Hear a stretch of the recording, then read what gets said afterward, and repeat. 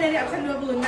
Saya Modi Zaira dari absen 20. Saya Rafa Raisa Nabihan, nomor absen 32, dan teman saya di sini Tristan Robbani, absen 36. Halo semuanya, nama aku Tristan Robbani dan di sini aku akan menjelaskan secara terpisah terkait laporan hasil pengukuran dari kelompok 5 yang dimana akan saya mulai dari bab 1 atau pendahuluan. Pengukuran adalah suatu kegiatan penting dalam ilmu fisika karena tanpa pengukuran atau tanpa data yang didapat dari hasil pengukuran kita tuh gak bakal bisa mendapatkan hasil yang pasti terkait suatu benda. Kayak misal saya ingin mengukur lemari di sini. Nah, caranya adalah dengan menggunakan sesuatu seperti meteran atau mungkin penggaris jika Anda niat. Tak hanya itu, dalam materi ini kami juga akan mempelajari tentang NST atau nilai skala terkecil dan juga menghitung ketidakpastian. Dan harapannya di akhir pembelajaran ini kami sudah bisa menghitung nilai skala terkecil, ketidakpastian, dan cara menghitung dengan akurat. Baik, selanjutnya akan disampaikan oleh teman saya. Lanjut. Pengukuran itu berarti membandingkan suatu besaran dengan satuan sejenis. Setiap alat ukur punya tingkat ketelitian yang berbeda-beda. Yang pertama, ada mistar untuk mengukur panjang benda datar. NST-nya ada di 0,1 cm.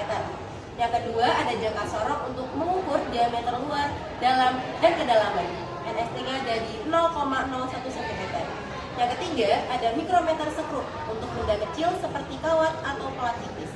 NST-nya ada di 0,01 mm.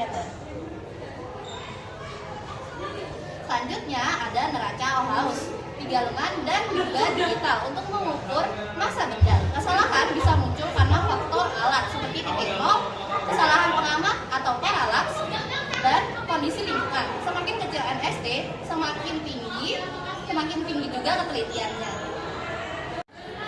Bab 3, metode penelitian. Langkah praktikum dilakukan dengan alat utama seperti mistar, jangka sorong, mikrometer skrup, dan neraca Ohaus.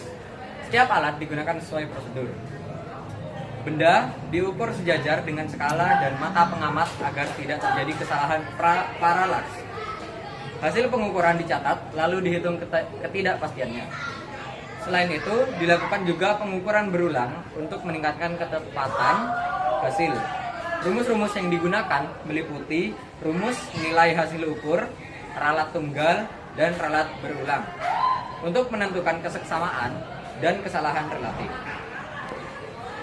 Bab 4, hasil dan pembahasan. Hasil menunjukkan bahwa setiap alat ukur memiliki ketelitian yang sangat berbeda. Semakin kecil nilai skalanya, semakin teliti hasilnya.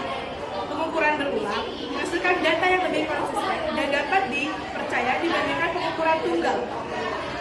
Kesalahan seperti titik nol, paralaks, atau kalibrasi alat bisa mempengaruhi hasil pengukuran.